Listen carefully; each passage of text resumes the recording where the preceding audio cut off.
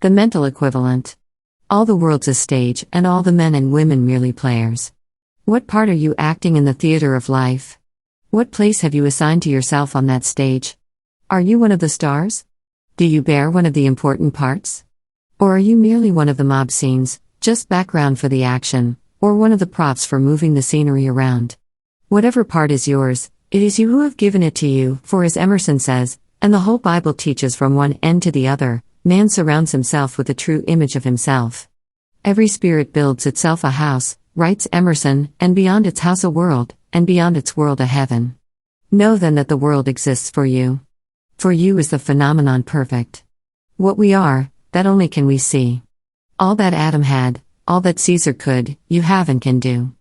Adam called his house, heaven and earth. Caesar called his house, Rome. You perhaps call yours a cobbler's trade, 100 acres of plowed land, or a scholar's garret. Yet line for line and point for point, your dominion is as great as theirs, though without fine names. Build therefore your own world. As fast as you conform your life to the pure idea in your mind, that will unfold its great proportions. All men are created free and equal, in that all are given the only tool with which you can really build your life. That tool is your thought. All have the same material with which to build. That material is the creative force working through you. As your interior thought is, so will your exterior life be. The creative force takes shape in the mold your thoughts give it. We think in secret and it comes to pass, the environment is but our looking glass. In all my lectures, declared Emerson, I have taught one doctrine: the infinitude of the private man, the ever-availability to every man of the divine presence within his own mind, from which presence he draws, at his need, inexhaustible power. Think big, and your deeds will grow. Think small, and you'll fall behind. Think that you can, and you will. It's all in the state of mind. What sort of mental image do you hold of yourself? Emmett Fox asks in one of his helpful books. Whatever your real conviction of yourself is, that is what you will demonstrate. Whatever enters into your life is but the material expression of some belief of your own mind. The kind of body you have, the kind of home you have, the kind of job you have, the kind of people you meet, are all conditioned by and correspond to the mental concept you are holding. The Bible teaches that from beginning to end. About 20 years ago, I coined the phrase mental equivalent. And I am going to say that anything that you want in your life, anything that you would like to have in your life, a healthy body, a satisfactory vocation, friends, opportunities, above all the understanding of God, if you want these things to come into your life, you must furnish a mental equivalent for them. Supply yourself with a mental equivalent and the thing must come to you. Without a mental equivalent, it cannot come to you. And what is this mental equivalent? What but your mental image of what you hope to be, plan to be? Think and forms spring into shape, will and worlds disintegrate. God hid the whole world in your heart, as one great writer tells us, so when any object or purpose is clearly held in thought, its manifestation in tangible and visible form is merely a question of time. Cause and effect are as absolute and undeviating in the hidden realm of thought as in the world of visible and material things. Mind is the master weaver, both the interior garment of character and the outer garment of circumstance. Thinking for a purpose brings that purpose into being just as surely as a hen setting on an egg matures and brings the chicken into being. Amid all the mysteries by which we are surrounded, wrote Herbert Spencer, nothing is more certain than that we are ever in the presence of an infinite and eternal energy from which all things proceed. That infinite and eternal energy or creative force is molded by our thought. For thousands of years, men of wisdom have realized this and have molded their own lives accordingly. The prophets of old did their best to impress this fact upon their people. My word, my thought or mental image, shall not come back to me void, but shall accomplish that whereunto it was sent, says one. And in 100 places, you will find the same thought expressed. You are molding your tomorrow, whether you realize it or not. Make them the good you desire, not the evil you fear. Clarence Edwin Flynn expresses something of the power of thought in his little poem. Whenever you cultivate a thought, remember it will trace with certain touch its pictured form a story on your face. Whenever you dwell upon a thought, remember it will roll into your being and become a fiber of your soul. Whenever you send out a thought, remember it will be a force throughout the universe, for all eternity. Remember that this holds good in all of your affairs. In your own thoughts, you are continually dramatizing yourself, your environment, and your circumstances. If you see yourself as prosperous, you will be. If you see yourself as continually hard up, that is exactly what you will be. If you are constantly looking for slights, If you seek trouble in your thoughts, you will not be long in finding them in your daily life. Whatever part you give yourself in the drama of life in your own thought, that part you will eventually act out on the stage of life. So give yourself a good part. Make yourself the hero of the piece, rather than the downtrodden member of the mob or the overworked servant. Set your lines in please ant places. It is just as easy as laying them in the slums. As long as you are bound to dramatize yourself and your surroundings and circumstances anyway, try this. I dramatize yourself, in your mind's eye, with the people and surroundings and things you want most, doing the things you would like most to do, holding the sort of position you long for, doing the work you feel yourself best fitted to do. Some may call it daydreaming, but make it daydreaming with a purpose. Make the picture as clear in your mind's eye as though you saw it on the screen of a motion picture. And get all the enjoyment out of it that you can. Believe in it. Be thankful for it. 2. Prove your faith in your dream by making every logical preparation for the material manifestation of your desires. Just as the kings of old did when they prayed for water, dig your ditches to receive it. 3. Alter minor details of your drama as you like, but stick to the main goal. Make it your objective, and like Grant in his successful campaign, resolve to stick to it though it takes all summer. 4. Be a finisher as well as a beginner. Remember that one job finished is worth a dozen half-finished. The three-quarter horses never win a prize. It is only at the finish that the purse awaits you. So complete your drama mentally before you begin to act it out, and then stick to it actually until you've made it manifest for all to see. 5. Keep that mental drama to yourself. Don't tell it to others.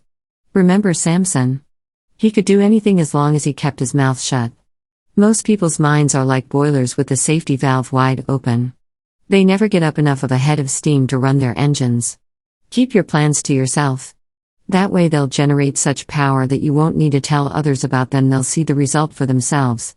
The imagination, says Glenn Clark in The Soul's Sincere Desire, is of all qualities in a man the most godlike, that which associates him most closely with God. The first mention we read of a man in the Bible is where he is spoken of as an image. Let us make man in our image, after our likeness. The only place where an image can be conceived is in the imagination.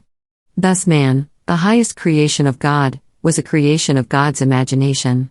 The source and center of all man's creative power, the power that above all others lifts him above the level of brute creation, and that gives him dominion, is his power of making images, or the power of the imagination. There are some who have always thought that the imagination was something that makes believe that it is not. This is fancy, not imagination. Fancy would convert that which is real into pretense and sham. Imagination enables one to see through the appearance of a thing to what it really is. There is a very real law of cause and effect which makes the dream of the dreamer come true. It is the law of visualization, the law that calls into being in this outer material world everything that is real in the inner world by directing your creative force into it. Imagination pictures the thing you desire. Vision idealizes it.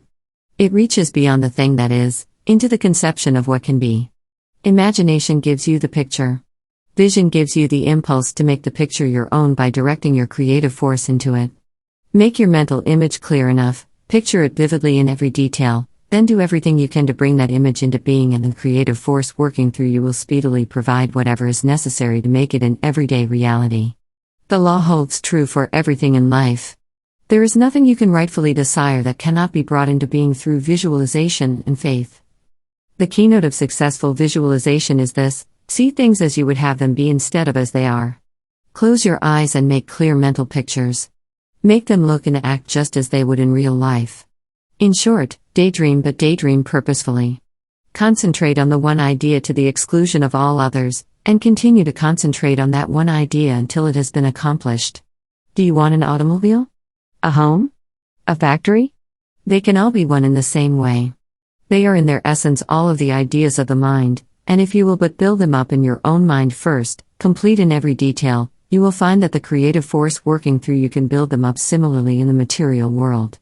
The building of a transcontinental railroad from a mental picture, says C.W. Chamberlain in The Uncommon Sense of Applied Psychology, gives the average individual an idea that it is a big job. The fact of the matter is, the achievement, as well as the perfect mental picture, is made up of millions of little jobs, each fitting in its proper place and helping to make up the whole. A skyscraper is built from individual bricks, the laying of each brick being a single job which must be completed before the next brick can be laid. It is the same with any work, any study. To quote Professor James, as we become permanent drunkards by so many separate drinks, so we become saints in the moral, and authorities and experts in the practical and scientific spheres, by so many separate acts and hours of working. Let no youth have any anxiety about the upshot of his education, whatever the line of it may be. If he keeps faithfully busy each hour of the working day, he may safely leave the final result to itself. He can with perfect certainty count on waking some fine morning, to find himself one of the competent ones of his generation, in whatever pursuit he may have singled out. Young people should know this truth in advance. The ignorance of it has probably engendered more discouragement and faint-heartedness in youths embarking on arduous careers than all other causes taken together. Remember that the only limit to your capabilities is the one you place upon them. There is no law of limitation. The only law is of supply. Through the mind, you can draw upon the creative force for anything you wish. Use it. There are no limitations upon it. Don't put any on yourself. Aim high. If you miss the moon, you may hit a star. Everyone admits that this world and all the vast firmament must have been thought into shape from the formless void by some God mind. That same God mind rules today, and it has given to each form of life power to attract to itself as much of the creative force as it needs for its perfect growth. The tree, the plant, the animal, each one finds supplies to meet its need. You are an intelligent, reasoning creature. Your mind is part of the great God mind. And you have the power to say what you require for perfect growth. Don't be a niggard with yourself. Don't sell yourself for a penny. Whatever price you set upon yourself, life will give. So aim high. Demand much. Make a clear, distinct mental image of what it is you want. Hold it in your thoughts. Visualize it, see it, believe it. The ways and means of satisfying that desire will follow. Supply always comes on the heels of demand. It is by doing this that you take your fate out of the hands of chance. It is in this way that you control the experiences you are to have in life. But be sure to visualize only what you want. The law works both ways. If you visualize your worries and your fears, you will make them real. Control your thought and you control circumstances. Conditions will be what you make them. To paraphrase Thackeray, the world is a looking glass and gives back to every man the reflection of his own thought. Philip of Macedon, Alexander's father, perfected the phalanx, a triangular formation which enabled him to center the whole weight of his attack on one point in the opposing line. It drove through everything opposed to it. In that day and age, it was invincible. And the idea is just as invincible today. Keep the one thought in mind, see it being carried out step by step, and you can knit any group of workers into one homogeneous whole, all cantered on the one idea. You can accomplish any one thing. You can put across any definite idea. Keep that mental picture ever in mind and you will make it as invincible as was Alexander's phalanx of old. It is not the guns or armament or the money they can pay, it's the close cooperation that makes them win the day. It is not the individual or the army as a whole but the everlasting teamwork of every blooming soul. J. Mason knocks the error of the ages as the tendency mankind has always shown to limit the power of mind, or its willingness to help in time of need. Know ye not, said Paul, that ye are the temples of the living God? No, most of us do not know it. Or at least, if we do, we are like the Indian family out on the Cherokee reservation. Oil had been found on their land and money poured in upon them. More money than they had ever known was in the world. Someone persuaded them to build a great house, to have it beautifully furnished, richly decorated.